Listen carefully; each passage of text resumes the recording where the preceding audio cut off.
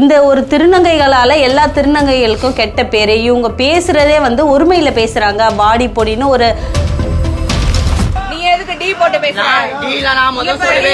திருத்ததுக்கு நீங்க யாரு? நீங்க திருத்ததுக்கு அவங்க வீட்டுல இருந்து உங்களை பெத்து போட்டு அனுப்பிச்சிருக்காங்க.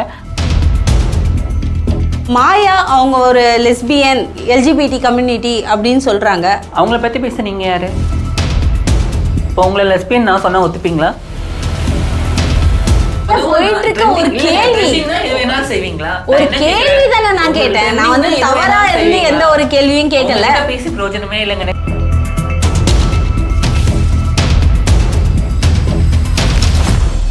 மெட்ராஸ் மூவி நேர்கள் அனைவருக்கும் இனிய வணக்கம். நான் உங்க தீபா பாஸ்கர். இன்னைக்கு நம்ம நிகழ்ச்சியில சிறப்பு விருந்தினராக வந்திருக்கிறது நம்ம ஜீவா சுப்பிரமணியம், திருநங்கை. அவங்க நிறைய பேருக்கு நிறைய இடத்துல வந்து எக்ஸாம்பிளா இருந்திருக்காங்க. விஜய் சேதுபதியோட செல்ல பிள்ளைன்னு சொல்லலாம். தர்பார் படத்துலயும் நடிச்சிருக்காங்க. நம்ம சூப்பர் ஸ்டார் கூடவே. வணக்கம் ஜீவா. மெட்ராஸ் மூவி நேயர்களுக்கு என்னுடைய பணிவான வணக்கத்தை தெரிவித்துக் கொண்டு இனிய கிறிஸ்மஸ் வாழ்த்துக்கள் அண்ட் நியூ இயர் வாழ்த்துக்கள் அண்ட் ஹாப்பி பொங்கல்.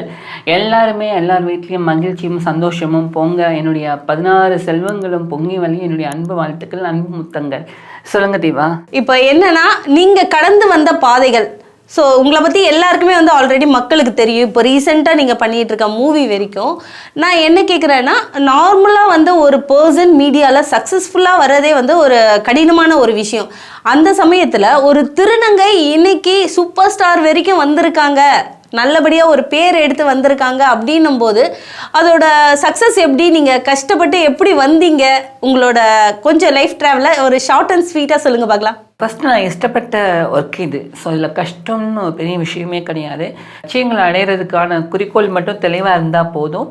கண்டிப்பாக நம்ம லட்சியங்களை அடையலாம். நம்ம என்ன ஆக போகிறோம், நம்ம என்ன பண்ணணுன்றதை நம்மளே முடிவு பண்ணி வழியில் வந்து ஆடு வரும், மாடு வரும், முதல்ல வரும், காடு வரும், புயல் வரும், எது வந்தாலும் நம்ம குறிக்கோள் மாறாமல் இருந்தோம்னா கண்டிப்பாக நம்ம நினச்ச இடத்துக்கு போய் சேரலாம்.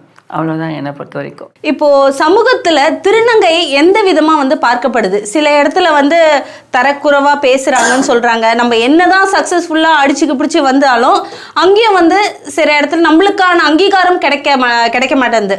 அதை பத்தி நீங்க என்ன நினைக்கிறீங்க? நீங்க இந்த அளவுக்கு வந்திருக்கீங்க, உங்களோட ஹார்ட் ஒர்க் எஃபர்ட் எல்லாமே போட்டிருக்கீங்க. ஆனா சக்சஸ்ஃபுல்லா வந்தோம், நம்மளுக்கு வந்து அந்த ரெஸ்பான்ஸ் ஏன் இவங்க கொடுக்கல?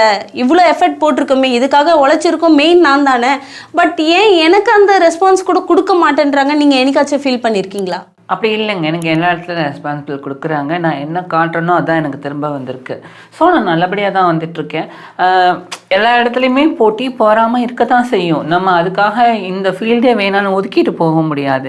ஸோ அதுக்காக அவங்கக்கிட்ட போய் மல்லுக்கு உன்னை விட நான் யார் தெரியுமா, என்னோட நீ யார் தெரியுமான்னு சண்டை போட்டோன்னா சண்டை போட்டுக்கிட்டே தான் இருக்க முடியும்.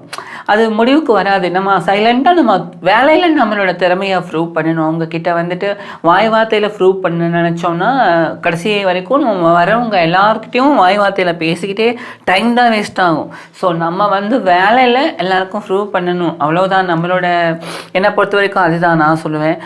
ஏன்னா கற்றுக்கிட்ட என்னோட சினிமாவில் நான் வேலை செய்ய வந்த புதுசில் மேக்கப் அசிஸ்டண்ட்டாக ஒர்க் பண்ணேன், ஏடியாக ஒர்க் பண்ணேன், கேமரா அசிஸ்டண்ட்டாக ஒர்க் பண்ணேன், காஸ்டியூம் டிசைனர் அசிஸ்டண்ட்டாக ஒர்க் பல துறைகளில் இருந்திருக்கீங்க.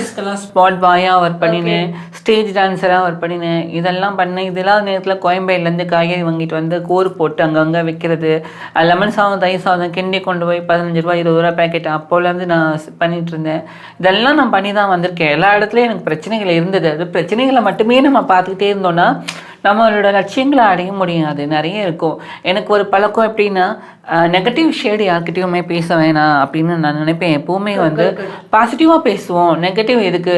இப்போ கடந்து வந்துட்டோம் கஷ்டங்களை, அதுக்காக நம்ம கஷ்டங்களை மட்டுமே பேசிகிட்டு இருக்கக்கூடாது. ஏன் இப்போ நீங்கள் வந்து பொம்பளைங்களில் திருடங்க கிடையாதா, கொலகாரிங்க கிடையாதா, ஏன் வந்து பொற்சரி பண்ணுறவங்க கிடையாது, இல்லை ஆம்பளைங்களில் தான் திருடங்க இல்லையா, கொலகாரனுங்க இல்லையா, எல்லா ஜெண்டர்ஸ்லையும் இருக்காங்க. அதுக்கு மட்டும் எங்கள் ஜெண்டர் மட்டும் எல்லாமே நல்லவங்களாக இருக்கணும்னு ஏன் எதிர்பார்க்குறீங்க?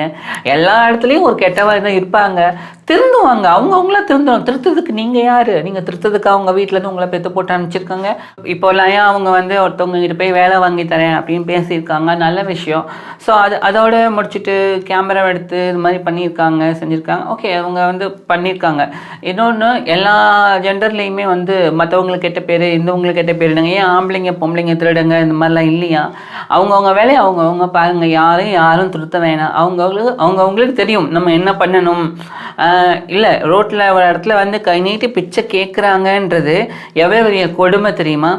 அந்த இடத்துக்கு அவங்க வந்திருக்காங்கன்னா அவங்களுக்கு அவ்வளோ ப்ரெஷர் இருந்திருக்கலாம், ஏதாவது இருந்திருக்கலாம். ஒருவேளை நம்ம இப்படி கொஞ்சம் சம்பாதிச்சுட்டு இதுக்கப்புறம் நம்ம ஒரு தொழில் பண்ணி சம்பாதிச்சிக்கலாம்னு அவங்க நினச்சிருந்துருக்கலாம். உங்களுக்கு தெரியாது இல்லையா?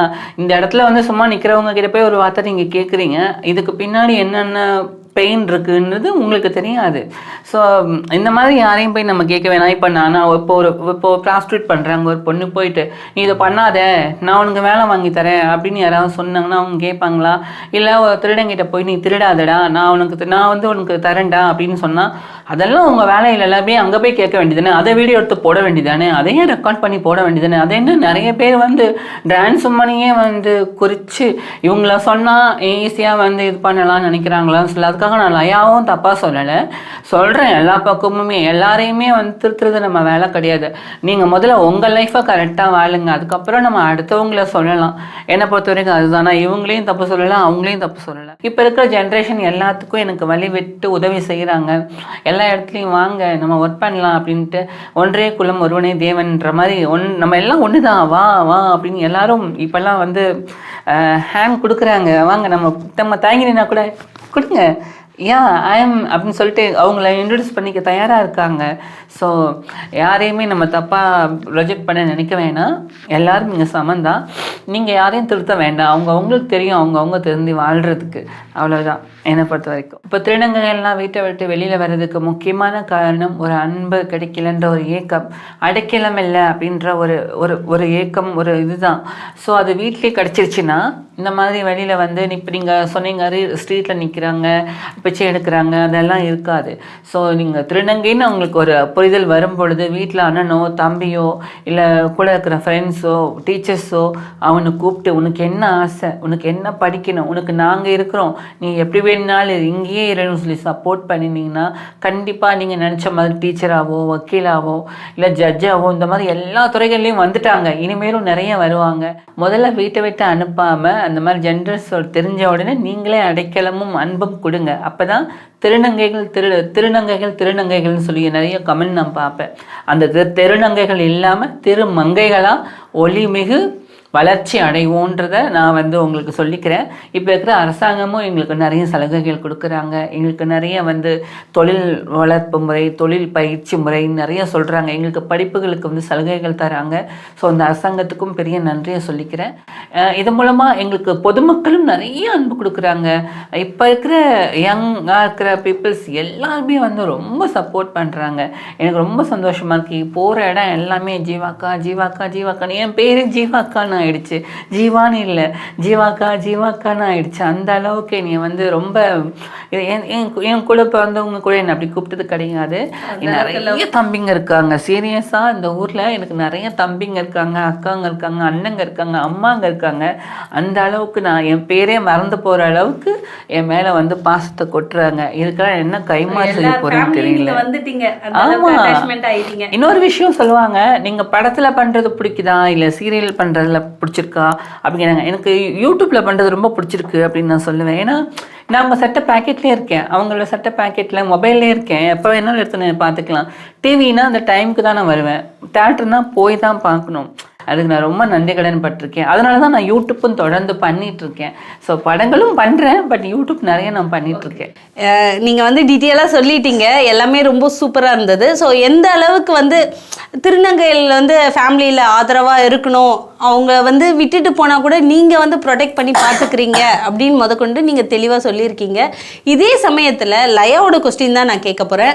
அவங்க என்ன சொன்னாங்கன்னா, இல்லை இந்த ஒரு திருநங்கைகளால் எல்லா திருநங்கைகளுக்கும் கெட்ட பேர், இவங்க பேசுகிறதே வந்து ஒருமையில் பேசுகிறாங்க, வாடி பொடின்னு ஒரு ரெஸ்பான்ஸே இல்லாமல் அடிப்படை மேனஸ் கூட இல்லாத மாதிரி பேசுகிறாங்க அப்படின்னு சொல்கிறாங்க. அது நீங்கள் தவறுன்னு சொல்கிறீங்களா? பட் ஒருமையில் பேசுகிறாங்கன்னு நீங்கள் சொன்னீங்க, எதனால் பேசுனாங்கன்றது அந்த ஃபுல் டீட்டெயில் வீடியோவில் நாங்கள் பார்க்கல, நீங்களும் பார்த்துருக்க மாட்டீங்கன்னு தெரில. அவங்க அனுப்புனது ஒரு வீடியோ, அதுதான் சொல்கிறேன். அந்த ஒரு வீடியோவில் வந்து என்ன நடந்தது நமக்கும் தெரியாது, உங்களுக்கும் தெரியாது. அதை பற்றி விவாதம் பண்ணி நம்ம டைமை நான் சில்லற குத்தா எனக்கு வேணாம், எனக்கு காசு தான் வேணும் அப்படின்லாம் வந்து அடம் பிடிக்கிறாங்க. வாலண்டியராக வந்து எல்லாருக்கிட்டேயும் மிஸ்பிஹேவ் பண்ணுறாங்க, அந்த மாதிரிலாம் சொல்கிறாங்க. எவ்வளோ அப்புறமா பண்றாங்க திரு எனக்கு போறேன் அதெல்லாம் போய் கேட்கல உனக்கு கேட்கறதுக்கு இவ்வளோ ஒரு லட்சம் பிச்சை எடுக்கிற பிச்சை நீ பேருக்காம என்ன சொன்ன ஏய் நீ எதுக்கு டீ போட்டு பேசுற டீல நான் முதல் சொல்லவே நான் முதல் டீ முதல் எடுத்தோடனே அவங்க கேட்டு வந்துக்கிறேன் இங்க எல்லா ரெக்கார்டு இருக்கு ஆடியோ இருக்கு மாதிரி பண்ற திருநங்கைகள்னாலதான் ஒட்டுமொத்த திருநங்கைகள் இதுக்கே ரொம்ப கேவலம். நாம வந்து எவ்வளவோ வீடியோஸ் பாத்துருக்கோம். இந்த அம்மாவோட ரியாக்ஷன் மட்டும் பாருங்களேன். அதுதான் நான் முன்னாடியே சொன்னேங்க, எல்லாத்துலயும் நல்லவங்க இருக்கணும், நல்லவங்களா இருக்கணும் நம்ம எதிர்பார்க்க கூடாது இல்லையா? ஏன் பாம்பளைங்கள தான் நிறைய பேர் குடிச்சிட்டு சண்டை போடுறாங்க, அதனால இந்த ஒரு ஆம்பளையால ஆம்பளை ஜனத்துக்கே கெட்ட பேருன்னு சொன்னா நீங்க ஒத்துப்பீங்களா? ஏன் பொண்ணுங்களையும் தான் நிறைய பேர் பண்றாங்க. இப்போ ஒரு சில பேரால எல்லாரும் என்ன சொல்றேன், உங்களோட கொஸ்டின் தான் கேட்கிறேன். இப்போ ஒரு பொண்ணு வந்து தப்பு பண்றாங்க, இன்னைக்கு கூட கணவனை கொன்னுட்டு 8 வருஷம் கள்ள புருஷனோட வாழ்ந்துட்டு இருந்தா அந்த பொண்ணா, புருஷன் துபாயில இருந்தானா, இந்த ஊர்ல இருந்தாங்களாம், இங்க இருந்து இங்க புருஷன் இருக்காங்க கூட, ஏன்னா இந்த கள்ள புருஷன் துபாயில இருக்கானா, அவன் வீடியோ கால் பண்ணும்போது பார்த்துட்டு அதுக்காக பொம்பளைங்களுமே கெட்ட வேணும்னு சொல்ல முடியுமா? இல்லை இல்லை, அது மாதிரி எப்படி நீங்கள் எங்களோடதை பார்த்து அப்படி சொல்லலாம்? அது தப்புங்க. அவங்க என்ன பேசினாங்கன்னு நமக்கு தெரியாது, ஃபுல் வீடியோவும் தெரியாது, எதுவுமே தெரியாமல் ஒரு விஷயத்தை போய் நம்ம விவாதம் பண்ணுறதே தப்பு. ஸோ அதை பற்றி அப்போ இவங்க வந்து ஒரு விளம்பரத்துக்காக பேசினாங்கன்னு சொல்றீங்க? அது எனக்கு தெரியாது, வெறும் நீங்க சொல்றீங்களோ என்னவோ. நம்ம தீபா சொல்றாங்க, நீங்க விளம்பரத்துக்காக பண்ணீங்களா இல்லைன்றது நீங்க தான் விளக்கணும் மக்களுக்கு. ஸோ அந்த ஃபுல் வீடியோ போடுங்க, அதை பார்த்து தெரிஞ்சுட்டு இன்னொரு விவாதத்துல நம்ம அதை பத்தி விவாதிக்கலாம். இப்போ வந்து லயா வந்து ஒரு ஹெல்பிங் கண்டென்ட்டோட தான் அவங்க கிட்ட பேசினதா சொல்றாங்க, ஹெல்பிங் மைண்டோட தான் பேசினதா. நீங்க ஹெல்பிங் மைண்ட்ல இருந்து கேட்கறதா இருக்கும் போது எதுக்காக கேமரா எடுக்கணும்? அந்த சமயத்துல எதுக்கு இன்ஸ்டா லைவ் வரணும்? இன்ஸ்டா லைவ்ல வந்து திருநங்கை அவங்களோட ஃபேஸையும் காமிச்சு, இவங்களோட ஃபேஸையும் காமிச்சு, இந்த மாதிரி என்னை வந்து மிரட்டி காசு கேட்குறாங்க, வயலண்டா பேசுறாங்க, தேவையில்லாம பேசுறாங்க அப்படின்னு சொல்றாங்க. இது எப்படி நீங்க பாக்குறீங்க? நீங்களே சொல்லிட்டீங்களே, ஹெல்பிங் மைண்ட் இருக்கணும்னா அவங்க உண்மையிலேயே ஹெல்ப் பண்றவங்களா தானே சரி அவங்க கிட்ட கனிவா பேசி. ஏன்னா திருநங்கைகள் நிறைய பேர் வந்து அன்புக்கு தான் அடிமையா இருந்திருக்காங்க. அவங்க தான் சொல்றாங்களே, அன்பா சொல்றாங்க, நீங்க உங்க நம்பர் கொடுங்க நான் வேலை வாங்கி தரேன் அப்படின்னு சொல்றாங்களே.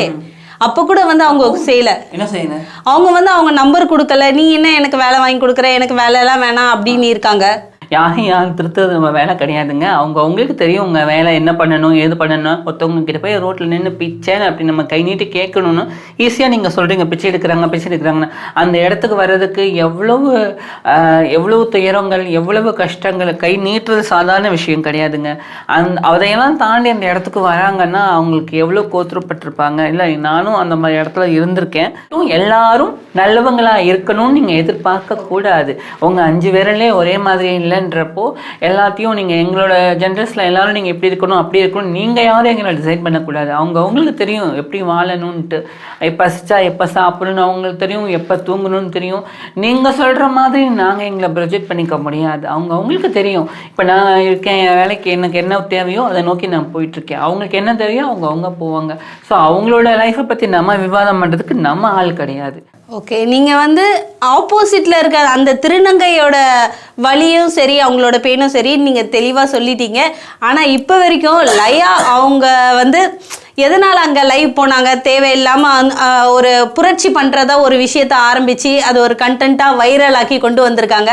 ஆனால் அது இப்போ வரைக்கும் ஒரு கேள்விக்குறியாகவே இருக்குது. அது விளம்பரத்துக்காக பண்ணாங்களா இல்லை எந்த ஒரு நோக்கத்தில் பண்ணாங்கன்றது இப்போ வரைக்கும் கேள்விக்குறியாக இருந்தது. அப்போ ஒன்று பண்ணலாம், நீங்கள் வந்து மெட்ராஸ் மூவி சேனல் எடுத்துகிட்டு போயிட்டு லயா கிட்ட ஒரு இன்டர்வியூ பண்ணுங்கள். நீங்கள் லயா கிட்ட இந்த கேள்விகளெல்லாம் கேட்டு தெரிஞ்சுக்கோங்க தீபா. ஏன்னா இதை விளக்குறவங்க ஒரே ஆள் வந்து லயா மட்டும்தான். நீங்கள் லயா அவர்கள்கிட்ட போயிட்டு இந்த கேள்வியெல்லாம் கேளுங்க, அவங்க பதில் சொல்லுவாங்க. ஜீவா, நீங்கள் பிக் பாஸ் தொடர்ந்து பார்த்துருப்பீங்க. அதில் வந்து மாயா அவங்க ஒரு லெஸ்பியன் எல்ஜிபிடி கம்யூனிட்டி அப்படின்னு சொல்கிறாங்க. அதை பற்றி என்ன நினைக்கிறீங்க? அவங்கள பற்றி பேச நீங்கள் யார்? அவங்க ஜெண்டரை அவங்க தான் முடிவு பண்ணணும். நீங்கள் யார் முடிவு பண்ணுறதுக்கு? இல்லை, நான் என்ன சொல்கிறேன்னு கேளுங்க, நான் சொல்கிறது கேளுங்க. என் ஜெண்டரை நான் தான் முடிவு பண்ணணும். நான் ஒரு திருநங்கைன்றதை நான் வந்து வெளி உலகத்துக்கு நான் சொன்னேன். என்னோட உரிமை என்னோட பிறப்பு. ஸோ அவங்களோட உரிமை அவங்க எப்போ வேணாலும் சொல்லிக்கட்டும் வச்சுக்கட்டும், இல்லை அவங்க பொண்ணாவே இருக்கட்டும், அது அவங்களோட தனி உரிமைங்க. அதில் தலையிடுறதுக்கு உங்களுக்கு உரிமையே கிடையாது. இப்போ உங்களை லெஸ்பியன் நான் சொன்னால் ஒத்துப்பீங்களா? என்னங்க டக்குன்னு ஏன் பக்கம் திரும்புறீங்க? நான் அதுதான் கேட்பேன். யாரும் சொன்னாங்க நானே வந்து என்னோட இது ஒரு நிமிஷம், சந்தோஷ் நாராயணன் அவர்கள் வந்து ஒரு மியூசிக் ஆல்பம் ஒன்று பண்ணிருந்த திருநங்கைகளுக்கு. அதில் ஒரு லைன் வரும், அவர்கள் பாலை அவர்களே முடிவு செய்யட்டும், சர்க்கரை பாலில் கலக்கட்டும், சம்திங் ஒரு லைன் வரும். இது எல்லா பாலுக்கும் பொருந்தும், ஆண்பாலுக்கும் பெண்பாலுக்கும் எங்களை போன்றோருக்கும் லெஸ்பியன் கேஸ் இந்த மாதிரி எல்லா கம்யூனிட்டிஸ்க்கும் இது பொருந்தும். நீங்கள் யாரும் அவங்களோட ஜெண்டரை வந்து தேர்ந்தெடுக்கிற உரிமை கிடையாது. அவங்க லெஸ்பியனாக இருந்துட்டு போட்டோம், பொண்ணாக இருக்கட்டுமா இருந்துட்டு போட்டோம், உங்களுக்கு என்னங்க கவலை? கேம் நல்லா ஆடுறாங்களா பாருங்க, நல்லா இல்லையா அவங்களுக்கு ஓட் பண்ணாதீங்க, அவங்க ஜெயிக்கிறாங்க அது அவங்களோட சொந்த விஷயங்க. நீங்கள் ஏன் அவங்களோட ஜெண்டரை வந்து விவாதம் பண்ணுறீங்க? இப்போ நான் உங்களை வந்து ஒரு லெஸ்பியன் சொன்னோன்னா அவங்களால ஒத்துக்க முடியல, அது மாதிரி தானேங்க அவங்க ஜெண்டரை அவங்க முடிவு பண்ணட்டும். நீங்கள் வந்து உங்களோட ஜெண்டரை சொன்னாதான் மட்டும்தான் தெரியும், 10 பேர் பேசுறதை வச்சு எதையும் சூஸ் பண்ண முடியாது. அவங்க வெளியில் வந்து நான் ஒரு லெஸ்பியன் சொன்னால் ஓகே இருந்துட்டு போட்டோம், அதனால உங்களுக்கு என்ன பிரச்சனை? அவங்களுக்கே பிரச்சனை இல்லை, உங்களுக்கு என்ன? இல்ல அத பத்தி ஒரு விவாதம் நடக்குதே, உங்களோட கண்ணோட்டம் என்ன? அதுதான் எதுக்கு விவாதம்? ஏங்க கேட்டேன். உலகத்துல எவ்வளவோ விஷயங்கள் நடக்குது. இந்த தூத்துக்குடியில வெள்ளம் வந்து அவ்வளோ மக்கள், அப்பாவி மக்கள் கஷ்டப்படுறாங்க, அதை பத்தி விவாதம் பண்ணுங்க. இந்த வருஷத்துக்கு என்ன பட்ஜெட் போட்டிருக்காங்க, என்ன பட்ஜெட் நடக்குது, அதை பத்தி விவாதம் பண்ணுங்க. சென்னையிலயும் வெள்ளம் வந்தது, தடுக்கிறதுக்கான விவாதம் பண்ணுங்க. அதெல்லாம் விட்டுட்டு நாட்டுக்கு தேவையில்லாத விவாதங்களை வந்து எடுத்துக்கிட்டு இதை பண்ணுங்க அதை பண்ணுங்கன்னு சொல்லிட்டு இருக்கீங்க. நாட்டில் வேற விவாதம் பண்ண எதுவுமே கிடையாதா? ஏன் உணவு பற்றாக்குறை வரப்போகுதுன்னு சொல்லிட்டு ஐநால இருந்து அறிக்கை விட்டுருக்காங்க, அதை பத்தி பேச மாட்டாங்க இல்லையா? மக்கள் தொகை வந்து இந்த மாதிரி ஆயிட்டு இருக்குங்க அப்படின்னு சொல்லி ஏதோ விவாதம் போயிட்டு இருக்கு, அதை பத்தி பேசுறது இல்ல. மாயா ஒரு லெஸ்பியன் அப்படின்னு சொல்றது மட்டும்தான் உங்களுக்கு விவாதம். இப்போ ட்ரெண்டிங்ல போயிட்டு இருக்க ஒரு கேள்வி, எது வேணாலும் செய்வீங்களா? நான் என்ன கேட்கிறேன், உங்களுக்கு ட்ரெண்டிங்னா எது வேணாலும் செய்வீங்களா? உங்ககிட்ட பேசி பிரயோஜனமே இல்லைங்க. நெக்ஸ்ட் கேள்விக்கு போலாம். இப்போ வந்து எல்ஜிபிடி கம்யூனிட்டி உங்களுக்கு வந்து தெரிஞ்சிருக்கும். ஃபர்ஸ்ட்லாம் வந்து திருநங்கைகள் அப்படி இருப்பாங்க, இப்போ வந்து புதுசா எல்ஜிபிடி கம்யூனிட்டியை பத்தி இப்போ பல படங்கள் வருது, அதை வந்து சோஷியல் அவேர்னஸா கொண்டு வராங்க. ஸோ ஃபர்ஸ்ட் எல்லாம் அந்த மாதிரி கிடையாது. இப்போ எல்ஜிபிடின்னா என்னன்றது எல்லாருக்கும் தெரிகிற அளவுக்கு கொண்டு வந்துட்டாங்க. இதை உங்களோட சக்ஸஸ்ன்னு நினைக்கிறீங்களா, எந்த மாதிரி நினைக்கிறீங்க? என்னோட சக்ஸஸ்ன்னு சொல்லலை, எல்ஜிபிடி கம்யூனிட்டி இன்னும் ஒரு அளவுக்கு மக்கள் கிட்ட கொண்டு போய் சேரலை. நிறைய பேர் பார்த்தீங்கன்னா இன்னும் சேரலைன்னு சொல்றீங்களா? சேரல. நிறைய பேர் பார்த்தீங்கன்னா கமெண்ட் பாக்ஸில் வந்து இவனுங்களுக்கு வேற வேலை கிடையாது, இவனுங்களெல்லாம் வஸ்து ஊற்றி கொள்ளுங்கடா, டே இவங்களெல்லாம் சாவடிங்கடா அப்படின்னு நிறைய கமெண்ட்ஸ் வரும். ஸோ அதெல்லாம் பார்க்கும்போது எனக்கு சிரிப்பு தான் வரும்.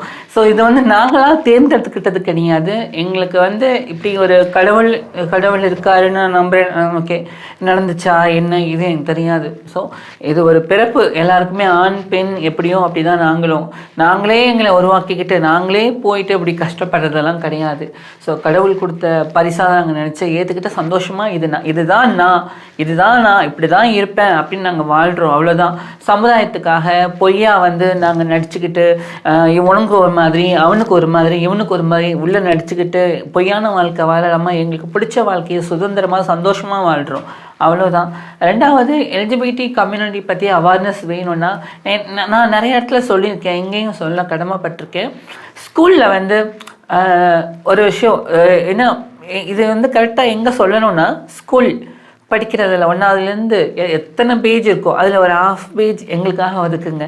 எங்களை பற்றி குழந்தைங்க கிட்ட சொல்லிக் கொடுங்க. வளரும் போதே அவங்க தெரிஞ்சுக்கிட்டாங்கன்னா இப்படி ஒருத்தவங்க இருக்காங்க, இப்படி ஒரு இது இருக்குது, இப்படி ஒரு எல்ஜிபிடி இப்படி இருக்காங்க அப்படின்னு எல்லாருக்கும் தெரிய வரும். ஸோ வளரும்போது தப்பாகவே பார்க்க மாட்டாங்க, எல்லாருமே ஒரு மதிப்போட மரியாதை, ஒரு அண்ணன் மாதிரி, ஒரு தம்பி மாதிரி, எங்களை ஒரு சகோதரியாக, ஒரு அக்காவாக, ஒரு அம்மாவாக பார்ப்பாங்க. ஸோ அதனால் கவர்மெண்ட் வந்து எல்லா பாட புத்தகங்களில் 3ஆவது 2ஆவதுலேருந்து ஒரு 1/2 பேஜ் எங்களுக்காக ஒதுக்கி எங்களை பற்றி குழந்தைங்களுக்கு சொல்லிக் கொடுங்க. கண்டிப்பாக அந்த சமுதாயம் மாற்றுவோம், வளமான சமுதாயத்தை உருவாக்குவோம், எல்லாருமே சேர்ந்து ஒன்றா இருப்போம், எல்லாரும் நம்ம நாட்டுக்காக பாடுபடுவோம். ஜெய் ஹிந்த், வணக்கம்.